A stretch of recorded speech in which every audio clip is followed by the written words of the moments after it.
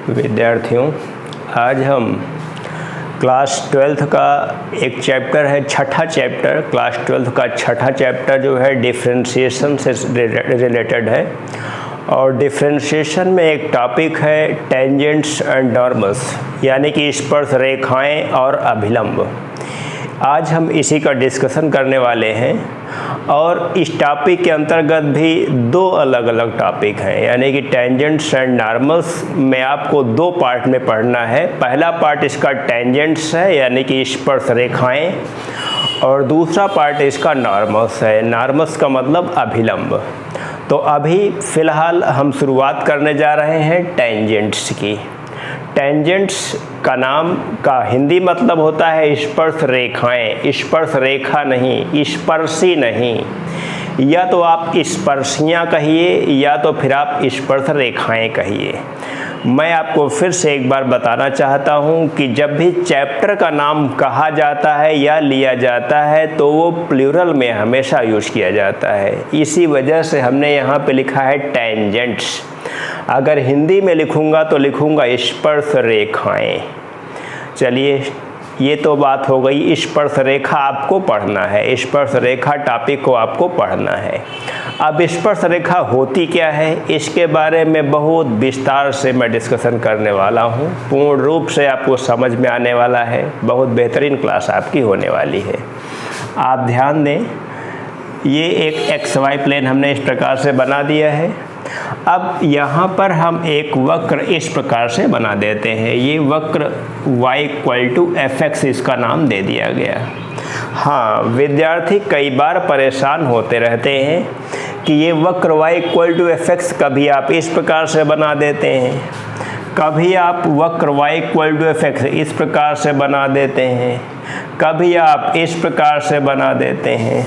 तो वास्तव में ये हम वक्र y=fx क्या होता है, कंसिडरेबल कर्व लेते हैं। यहाँ पर वास्तव में हमको जो आवश्यकता होती है जिस कर्व की, उसे हम y=fx मान लिया करते हैं। और ये वास्तव में कर्व का एक हिस्सा होता है, तो हम अपने हिसाब से कुछ भी कर्व मान सकते हैं जो हमारे लिए सूटेबल हो किसी भी डेरिवेशन को दिखाने के लिए। तो वक्र y=fx के बारे में जब मैं पढ़ता था तो मैं भी बहुत परेशान हुआ करता था। जब मैं कोई डेरिवेशन बुक से या फिर अध्यापक के नोट्स से उठाता था तो मैं देखता था कि यहाँ पे वक्र y=fx इस प्रकार से बनाया गया है, किसी दूसरे क्वेश्चन में y=fx इस प्रकार से बना दिया गया है, किसी और क्वेश्चन में y=fx इस प्रकार से बना दिया गया है। तो विद्यार्थियों, ये कोई घबराने की बात नहीं है। मैंने पूर्ण रूप से स्पष्ट किया है कि वक्र y=fx क्या होता है कि एक माना गया वक्र होता है, और माना गया वक्र हम अलग अलग डेरिवेशन और अलग अलग क्वेश्चन के अकॉर्डिंग अपनी सुविधानुसार हम मानते जाते हैं। चलिए, इतनी बात तो स्पष्ट हो चुकी है। अब आगे बढ़ूंगा यहाँ पर और स्पर्शी की बात शुरू करने जा रहा हूँ। अभी y=fx XY प्लेन पर ये x एक्सिस है और ये y एक्सिस है। ये यहाँ पे ओरिजिन O माना जाता है। अब यहाँ पे ये ध्यान दीजिएगा,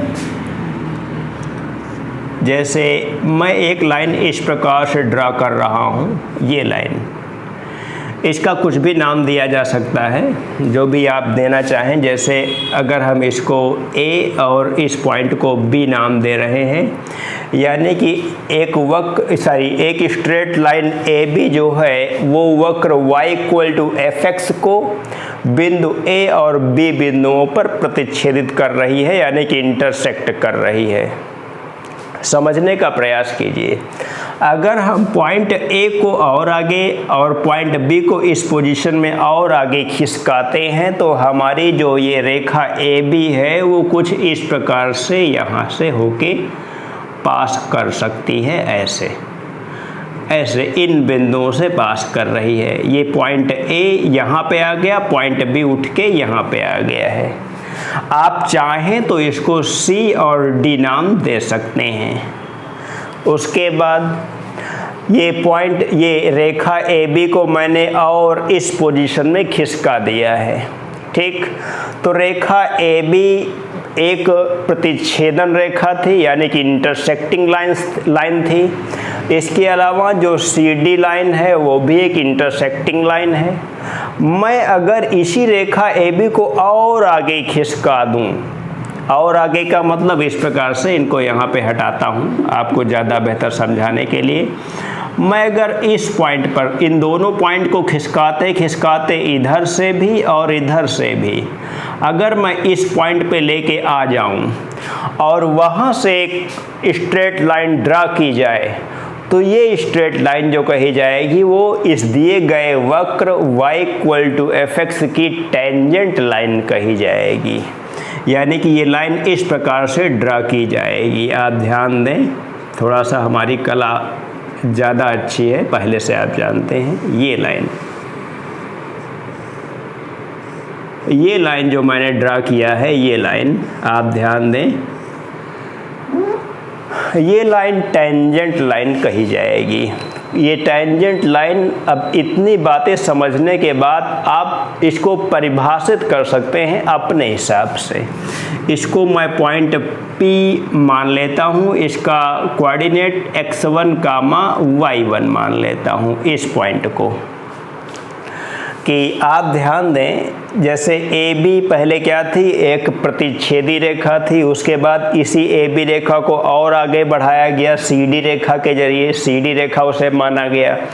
वो CD रेखा भी क्या हुई, वो भी एक प्रतिच्छेदी रेखा हुई, क्योंकि वो भी क्या हो रहा था, वक्र को दो बिंदुओं पर प्रतिच्छेदित कर रही थी।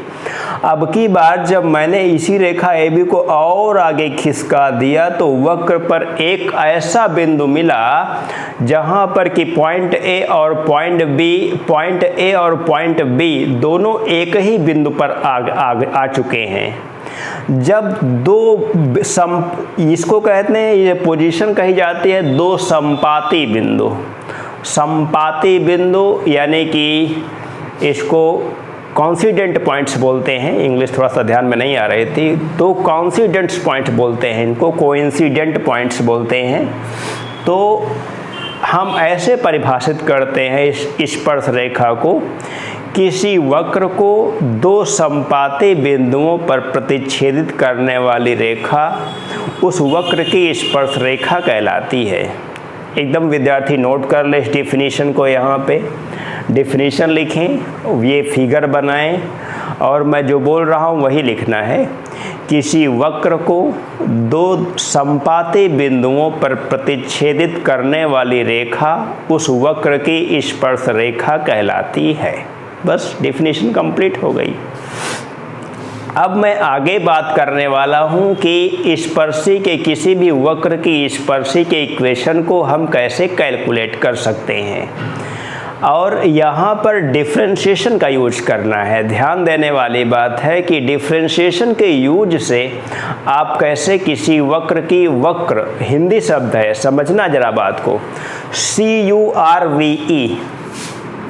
CURVE, ये कर्व, इसका मतलब होता है वक्र। ध्यान में रखिएगा, कर्व इंग्लिश शब्द है और वक्र इसकी हिंदी होती है। तो मैं कर्व या वक्र कह सकता हूँ, आप कंफ्यूज मत होइएगा।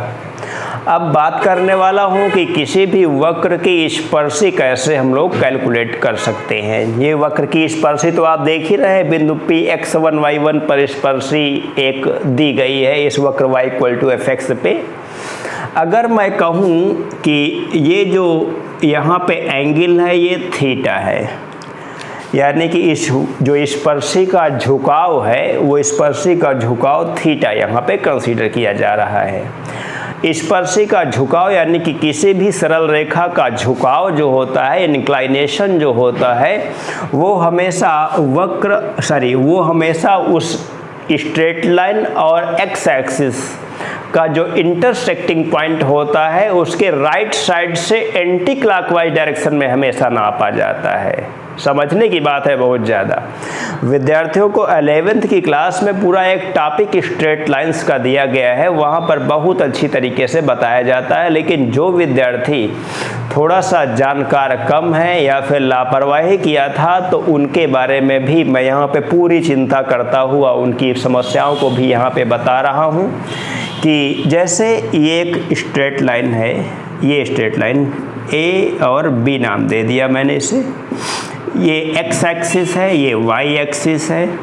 अगर मैं कहूँगा इस रेखा ए बी का इंक्लाइनेशन क्या होगा, इंक्लाइनेशन कौन सा एंगल होगा, आप देख रहे हैं यहाँ पे एक्स एक्सिस रेखा ए बी को एक प्रकार से 4 अलग अलग एंगल्स में इंटरसेक्ट कर रही है। 4 एंगल का मतलब एक ये है, एक ये है, एक ये है, एक ये है।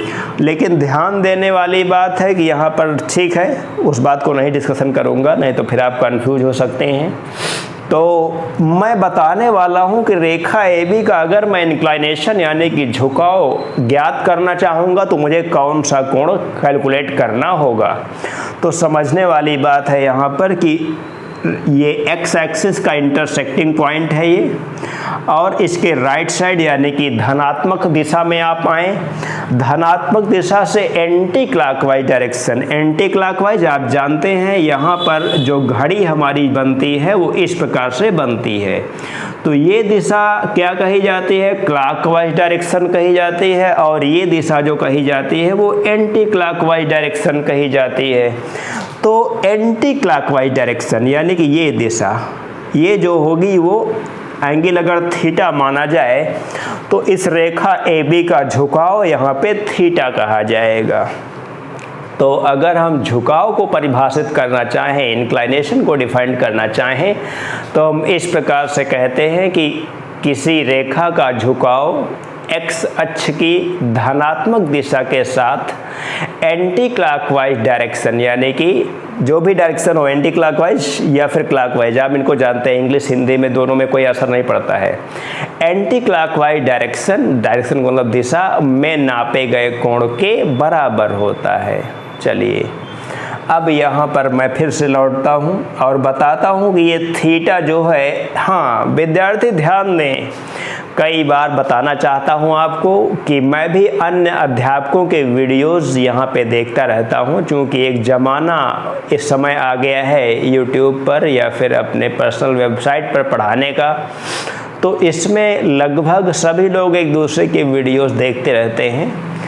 ऐसी कड़ी में मैं अगर किसी का वीडियो देखता हूं तो मुझे कई बार ये समस्याएं महसूस होती हैं कि लोग अनावश्यक बातें करते रहते हैं, कमेंट्स पढ़ते रहते हैं, हेलो हाय, ये सब बिल्कुल नौटंकी मुझे पसंद नहीं आती है। सीधे टॉपिक की बात किया जाए, टू द पॉइंट पढ़ाया जाए, जिससे कि विद्यार्थी को पढ़ने में ये लगे कि नहीं वो क्लास में बैठ के अध्ययन कर रहा है और विद्यार्थी का समय बर्बाद ना किया जाए। तो मैं ये कहना चाहता हूँ कि मैं जिन बातों पर डिस्कशन कर रहा हूँ, मैं एक भी बात यहाँ पे फर्जी नहीं बोलने वाला हूँ। ना तो इतनी एनर्जी मेरे पास है, ना तो इतना टाइम मेरे पास है, ना तो इतना डाटा और टाइम आपके पास है। तो सीधे टू द पॉइंट बात करने वाला हूँ मैं। हमेशा मैं यही प्रयास करता हूँ कि कोई फर्जी नौटंकी नहीं करता हूँ। सीधे मैथमेटिक्स को मैथमेटिक्स के तरीके से, गंभीरता के माहौल में, कि विद्यार्थी पूर्ण रूप से कंसंट्रेट रहे, ऐसे माहौल में विद्यार्थियों को मैथमेटिक्स सीखना चाहिए। फिलहाल आप आइए आगे बढ़ता हूँ। ये यहाँ पे हम इसको कोई नाम दे देते हैं P और इसको Q नाम दे देते हैं। ये वक्र y equal to f x की जो टेंजेंट है यानी कि स्पर्शी है वो स्ट्रेट लाइन PQ मानी गई है। बिंदु P वक्र का इंटरसेक्टिंग पॉइंट Px1y1 माना गया है और इस PQ का जो इंक्लाइनेशन यानी कि झुकाव है वो थीटा माना गया है। तो थीटा अगर इसका इंक्लाइनेशन है तो आप जानते हैं कि इस रेखा PQ की जो प्रवणता होगी यानी कि स्लोप या फिर ग्रेडियंट वो क्या होगी, tan थीटा हो जाएगी। m equals to tan theta. यहाँ पे प्रवणता m equals to tan theta. ध्यान से देखिएगा, अगर हमको ये स्लोप यानी ये इंक्लाइनेशन थीटा ना ज्ञात हो, केवल ये पॉइंट अगर दिया गया हो Px1y1 और एक वक्र का इक्वेशन जैसे आप समझ सकते हैं y equal to 3x² plus 2x। ये एक वक्र का इक्वेशन है। पूछा जाएगा कि स्पर्शी ज्ञात कीजिए किस पॉइंट पर, इसको अगर हम कह देंगे P1, 2 पर स्पर्शी का समीकरण ज्ञात करना है, तब हम लोग स्लोप कैसे निकालते हैं। तब स्लोप के निकालने का तरीका जो होता है ddx of y at given point P। जरा समझने का प्रयास करें कि ये कहानी बहुत लंबी होती है, लेकिन आपको बहुत लंबी कहानी से परिचित कराऊंगा तो फिर टॉपिक से आप भटक जाएंगे। इस वजह से विद्यार्थियों की समस्याओं को ध्यान में रखते हुए केवल इतना बताऊंगा, किसी वक्र की जो प्रवणता होती है वो उस दिए गए बिंदु पर उस वक्र के डिफरेंशिएशन के बराबर होती है। कुल मिला के कहने का मतलब ये हुआ, यानी कि ddx of y at P ये क्या होती है, ये प्रवणता कही जाती है। तो अगर आप प्रवणता जान चुके हैं तो स्पर्शी का समीकरण जो होता है वो स्पर्शी का समीकरण आपको क्लास 11th में जिस प्रकार से डिराइव किया गया था डेरिवेशन सेम होगा, इस वजह से यहाँ पे डेरिवेशन नहीं कराऊंगा। आपका जो स्पर्शी का समीकरण होता है y minus y1 equals to, यहाँ पे हाँ ध्यान दीजिए, स्पर्शी का समीकरण नहीं, आप क्लास 11th में जो पढ़े थे वो क्लास 11th में आपने एक स्ट्रेट लाइन का इक्वेशन पढ़ा था जहाँ पर कि उसकी स्लोप m थी x माइनस x1। ये जो है यहाँ पर स्पर्शी का समीकरण कहा जाएगा। ये स्पर्शी का समीकरण जो है, स्पर्शी का समीकरण में यहाँ पर मुख्य बात क्या है, इसकी स्लोप को कैलकुलेट करना। स्लोप निकालने का तरीका मैं आपको बता चुका हूँ। m equals to ddx of y at given point P आपको a के रूप में या फिर q के रूप में किसी भी रूप में दिया जा सकता है। तो विद्यार्थियों को बिल्कुल भी घबराने की आवश्यकता नहीं है। मैंने डिफिनीशन लिखवाया, मैंने यहाँ पे वक्र में स्पर्शी को ड्रा करना सिखाया, उसके बाद मैंने आपको क्या बता दिया, स्पर्शी का समीकरण। अब मैं एक एग्जाम्पल के जरिए स्पर्शी की बात को और अधिक स्पष्ट करना चाहता हूँ, आप ज़रा समझने का प्रयास करें। एक एग्जाम्पल यहाँ पे ले रहा हूँ, y इक्वल टू, मैं यही एग्जाम्पल ले रहा हूँ और यही सारा पूरा क्वेश्चन यही मैं ले रहा हूँ। चलिए ठीक से फिर से लिख ले रहा हूँ, 3x स्क्वायर प्लस 2x, और किस पॉइंट पर, एट पॉइंट P1, 2 पर स्पर्शी का समीकरण यानी कि इक्वेशन ऑफ टेंजेंट कैलकुलेट करना है। तो सबसे पहले स्टेप फर्स्ट में क्या आता है, स्टेप फर्स्ट में हम इस दिए गए वक्र को डिफरेंशिएट करेंगे विद रिस्पेक्ट टू x।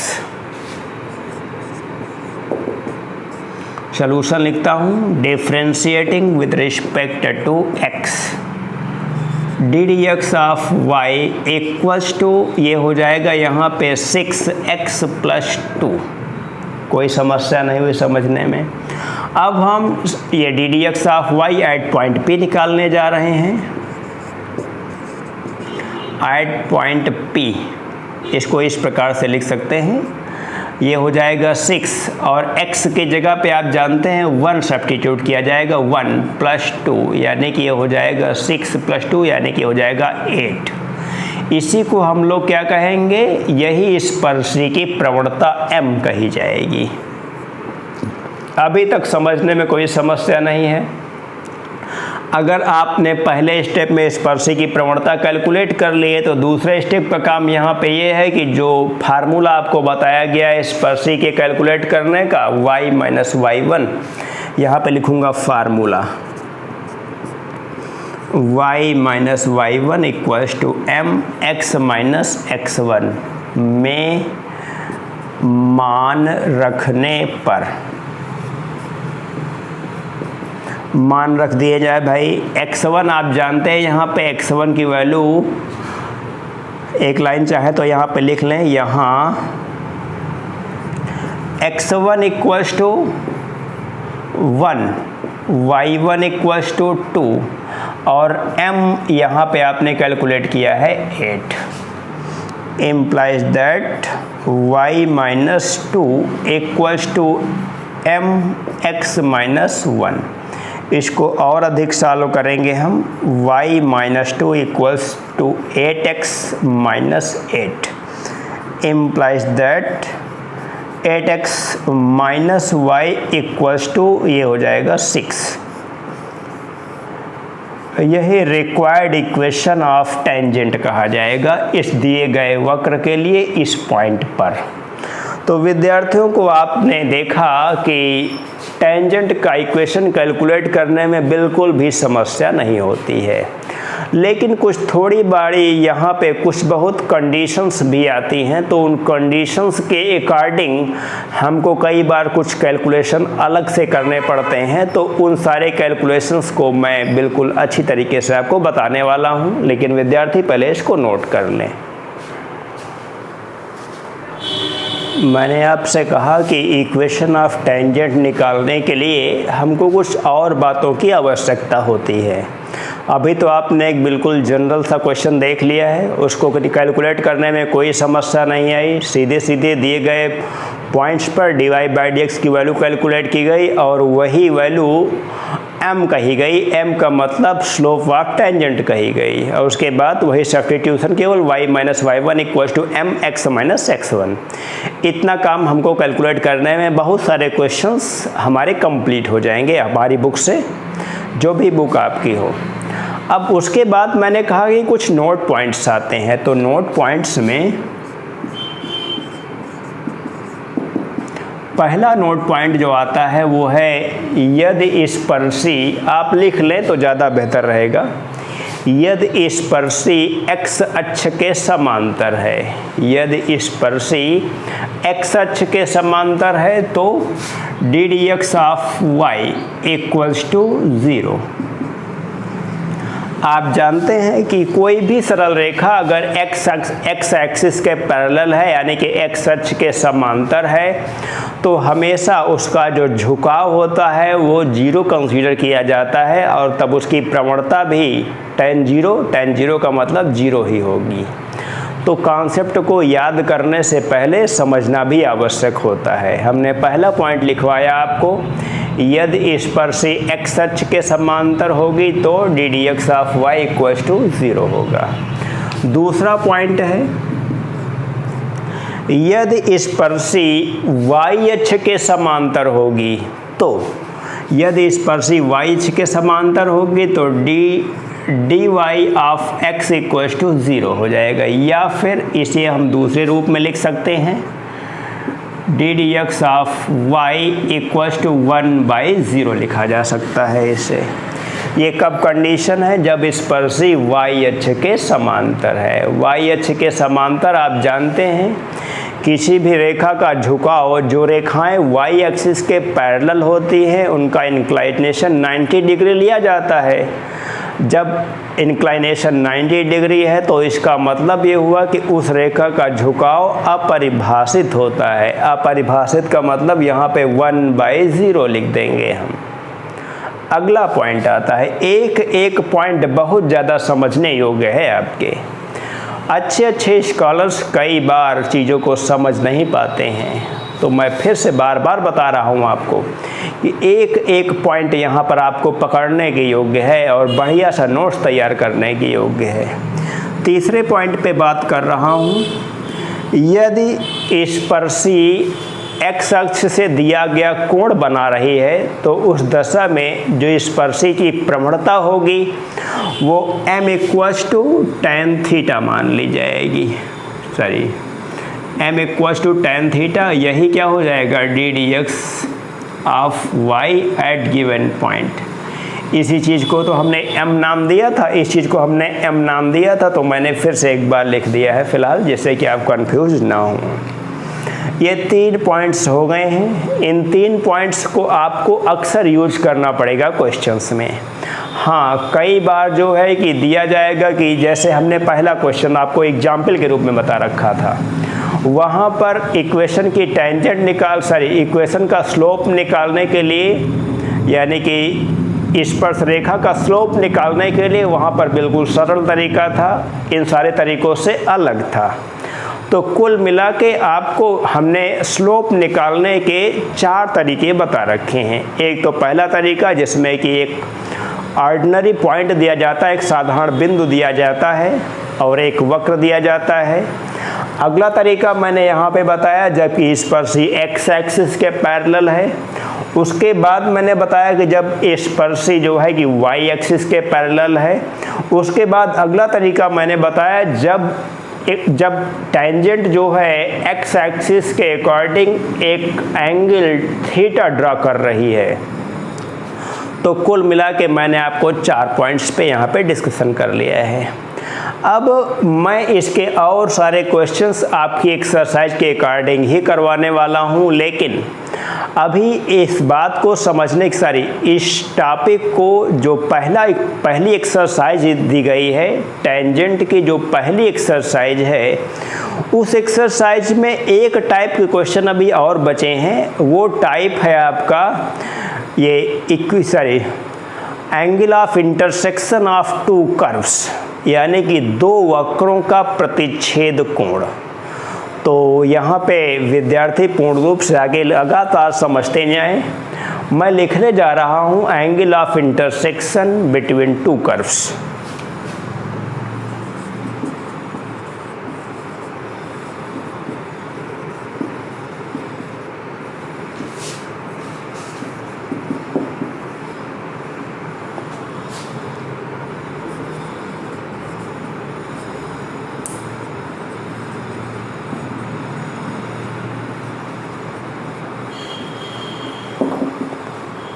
आप इसका हिंदी वर्जन लिख लेंगे, 2 वक्रों का प्रतिच्छेद कोण या फिर 2 वक्रों के मध्य का प्रतिच्छेद कोण। मैंने इंग्लिश में लिख रखा है angle of intersection between 2 curves. तो सबसे पहली बात तो ये है कि इसको डिफाइन किया जाए, इसके फिगर के अकॉर्डिंग समझा जाए कि एंगल ऑफ इंटरसेक्शन है क्या चीज़। यहाँ पे मैं एक फिगर ड्रा कर रहा हूँ इस प्रकार से, और मैं एक यहाँ पे इस प्रकार से एक वक्र ड्रा कर रहा हूँ और दूसरा वक्र मैं इस प्रकार से ड्रा कर रहा हूँ। सॉरी, थोड़ा सा गड़बड़ी हुई है यहाँ पे। आप ऐसे ड्रा करें और उसके बाद इस वक्र का नाम आप दे दें y = f1x और इस वक्र का आप नाम दे दें y = f2x। ये 2 वक्र f1x और f2x आपके पास हो गए हैं। इनका जो इंटरसेक्शन पॉइंट है उसे हम यहाँ पे P कंसीडर कर लेते हैं। Point P x1 y1 consider कर लिया मैंने।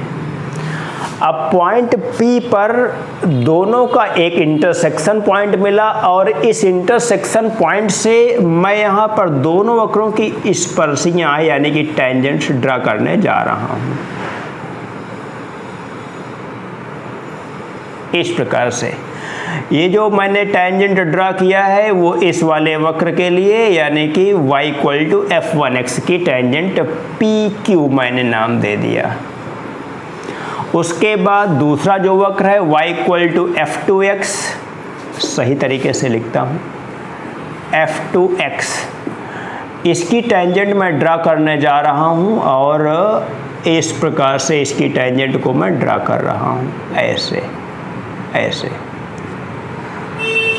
मैं इसका नाम यहाँ पे R दे रहा हूँ यानी कि ये RP, ये एक टेंजेंट RP ड्रा की गई है। y = f2x की टेंजेंट जो है ये RP है और जो y = f1x की टेंजेंट है वो PQ रेखा है बनाई गई है। अब जरा समझने का प्रयास करें कि ये जो एंगल कहा जाएगा, ये अगर इसे हम थीटा मान लें तो ये थीटा एंगल जो है वो angle of intersection of 2 curves कहा जाएगा। इसको समझने में कोई समस्या नहीं आई।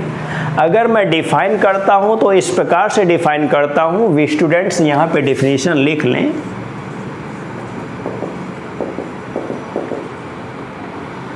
ON इस प्रकार से। अभी आपने एंगल ऑफ इंटरसेक्शन का ये फिगर बनाया, फिगर के नीचे आप डिफरेंशियल लिख लेंगे अपनी नोटबुक में, बहुत अच्छी तरीके से मेंटेन कीजिए। मैं यहाँ पे बोलने जा रहा हूँ, आपको अच्छा सा लिखना है। किन्हीं दो वक्रों का प्रतिच्छेद कोण उनके उभयनिष्ठ प्रतिच्छेदन बिंदु पर खींची गई स्पर्शियों के मध्य के न्यून कोण को कहते हैं, या फिर दूसरे शब्दों में कह सकते हैं किन्हीं दो वक्रों का प्रतिच्छेदन कोण उनके उभयनिष्ठ बिंदु पर खींची गई स्पर्शियों के मध्य के न्यून कोण के बराबर होता है। बस याद हो गई परिभाषा आपको। किन्हीं दो वक्रों का प्रतिच्छेदन कोण उनके मध्य खींची गई उनके प्रतिच्छेदन बिंदु पर खींची गई स्पर्शियों के मध्य के न्यून कोण के बराबर होता है। आइए कैलकुलेट करता हूँ यहाँ पे एंगल ऑफ इंटरसेक्शन थीटा कैसे कैलकुलेट किया जाएगा, इस बात को समझाना शुरू करता हूँ। जैसे अगर मैं यानी कि स्पर्शी जो पी आर है उसके झुकाव को मैं θ1 मान लेता हूँ, और जो दूसरी स्पर्शी हमारे पास पी क्यू है इसके झुकाव को हम θ2 मान लेते हैं। θ1 और θ2 इधर बनेगा, ध्यान रखिएगा, जरा गड़बड़ी मत कीजिएगा। मैं इस एंगल को यहाँ पे अगर अल्फ़ा मान लूँ तो आप जानते हैं कि theta plus θ1 plus alpha 180 degree के बराबर हो जाएगा।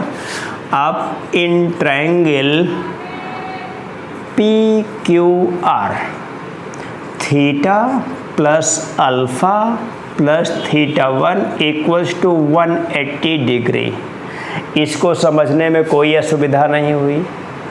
आप और आगे की बात समझें, अगर मैं अल्फ़ा का मान θ2 के टर्म्स में पूछूं तो आप क्या कहेंगे, यहाँ पे समझने का प्रयास करें कि alpha plus θ2 equals to 180 degree. कोई प्रॉब्लम नहीं, यहाँ से यहाँ तक का कोण 180 डिग्री ही तो होगा। इसका मतलब हो जाएगा alpha equals to 180 degree minus θ2। तो अल्फ़ा की जगह पे ये वैल्यू सब्स्टिट्यूट करें जरा, तो थीटा प्लस अल्फ़ा की जगह पे 180 degree minus θ2 plus θ1 equals to 180 degree. ये आप जानते हैं कैंसिल आउट हो जाता है। उसके बाद यहाँ पे थीटा इक्वल्स टू कैलकुलेट करता हूँ, थीटा इक्वल्स टू हो जाएगा θ2 minus θ1, theta equals to θ2 minus θ1। अब यहाँ पर अगर हम देखें कि अगर हम दोनों साइड का टेंजेंट ले लें तो यहाँ पर लिखूँगा tan theta equals to tan θ2 minus θ1। ये हो जाएगा tan a माइनस b के फार्मूले के अकॉर्डिंग आप जानते हैं tan a minus tan b upon 1 plus tan a यानी कि tan θ2 और tan θ1। tan a minus b का formula tan a minus tan b upon 1 plus tan a tan b, ये आप जानते हैं अच्छी तरह से। अब tan θ2 को यहाँ पर अगर हम m1 इक्वल्स टू tan θ1 और m2 इक्वल्स टू tan θ2, आप इन चीज़ों को जानते हैं। तो इसके अकॉर्डिंग यहाँ पे tan थीटा की वैल्यू क्या हो जाएगी आप जानते हैं, m2 माइनस m1 अपान 1 प्लस m1 m2।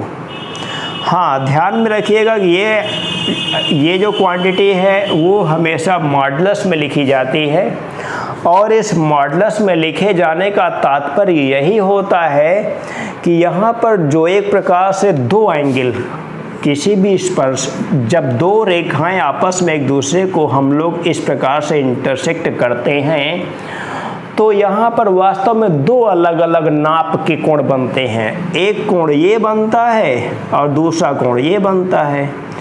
तो आप देखेंगे तो या तो रेखाएं दोनों 90 डिग्री पे कट करेंगी, तब इसमें दोनों कोण 90 डिग्री के हो जाएंगे। लेकिन अगर 90 डिग्री के अलावा कोई भी कोण होगा तो हमेशा वहाँ पे दो अलग अलग कोण जनरेट होंगे, और एक कोण होगा वहाँ पे न्यून कोण और दूसरा कोण होगा वहाँ पे अधिक कोण। तो हमेशा मॉडुलस में लिखा होने का मतलब यहाँ पे यही हुआ। इसी को हम क्या लिख देते हैं, ध्यान दीजिए, theta equals to tan inverse m1 minus m2 upon 1 plus m1 m2। ये फाइनल रिजल्ट आपका इस प्रकार से लिखा जाता है। यहाँ पे मॉडुलस साइन का मतलब आपको समझा रहा हूँ कि मॉडुलस साइन का मतलब यहाँ पे हमेशा ये जो फार्मूला आपने कैलकुलेट किया है, ये फार्मूला हमेशा न्यून कोण को ज्ञात करने का फार्मूला बनाया गया है। अगर आप जानते हैं कि न्यून कोण का मतलब यहाँ पे टेंजेंट वैल्यू जो होती है वो हमेशा पॉजिटिव होती है। 90 अंश 0 से 90 डिग्री के पहले तक के लिए टेंजेंट वैल्यू हमेशा पॉजिटिव वैल्यू कंसीडर की जाती है। तो इस तरह से ये हमेशा क्या कैलकुलेट करता है, एक्यूट एंगल कैलकुलेट करता है। अगर आपको ऑब्ट्यूस एंगल यानी कि अगर आपको अधिक कोण कैलकुलेट करना हो तो अधिक कोण ज्ञात करने के लिए आपको ये जो अधिक कोण ज्ञात करना है, अगर हम अधिक कोण इसको अल्फा मान लें तो alpha is equals to 180 degree minus theta कर लेंगे। सर ये यहाँ पे अल्फा है, ये alpha equals to 180 minus theta अगर कर देंगे तो ये अल्फा हमारा यहाँ पे क्या है, ऑब्ट्यूस एंगल यानी कि अधिक कोण को ज्ञात करने का नियम हो जाएगा। तो इस प्रकार की बातों को आपने यहाँ पे बहुत अच्छी तरीके से समझ लिया है। मैं यहाँ पे जगह थोड़ी कम बचती है, लेकिन चलिए मैं ओरल ही बताता हूँ आपको। आप यहीं पे समझने का प्रयास करें, यदि दोनों वक्रों की स्पर्शियों के मध्य का कोण अगर 0 डिग्री है तो m1 बराबर m2 हो जाएगा। आप लिख लें अपनी नोटबुक में, यदि दोनों वक्रों की स्पर्शियों के मध्य का कोण 0 डिग्री है, यदि दोनों वक्रों के स्पर्शियों के मध्य का कोण 0 डिग्री है तो m1 बराबर m2 होगा।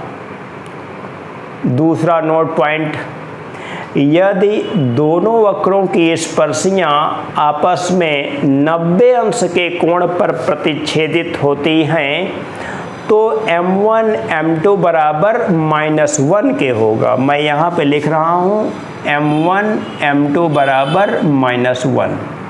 इस प्रकार से ये कंडीशन कब है, जब दोनों रेखाओं के मध्य का कोण 90 डिग्री है, यानी कि दोनों स्पर्शियों के मध्य का कोण 90 डिग्री है।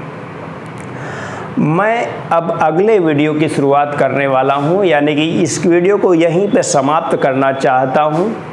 अगले वीडियो में मैं आपकी जो एक्सरसाइज है डॉक्टर हर्षरूप शर्मा की बुक से आपकी एक्सरसाइज 6A होगी, उसी पे मैं डिस्कशन शुरू करूंगा। विद्यार्थी जब तक चाहें तो इसके कुछ क्वेश्चंस विद्यार्थी स्वयं से हल कर सकते हैं, थोड़ा सा एग्जाम्पल्स की मदद के जरिए और बेहतर कर सकते हैं, या फिर आपको लगभग सारे क्वेश्चंस पे डिस्कशन, हर टाइप का क्वेश्चन आपको बताने का प्रयास करता हूं।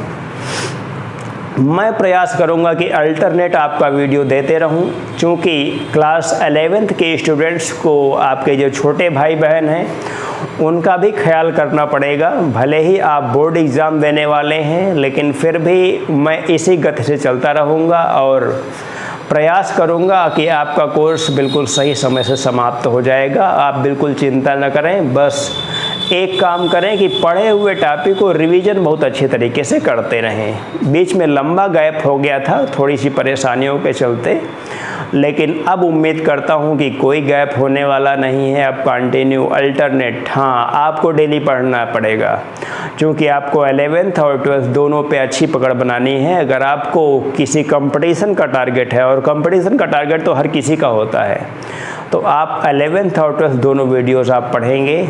अगर 11th के विद्यार्थी थोड़ा सा जागरूक हों तो जब online free of cost DPM classes सुविधाएं दे रहा है तो ऐसी सुविधाओं का आप 11th के स्टूडेंट्स भी अपने भाई बहनों की मदद से और वीडियो के माध्यम से और बेहतर कर सकते हैं, यानी कि 12th का मैथमेटिक्स भी आप पढ़ सकते हैं। Thank you.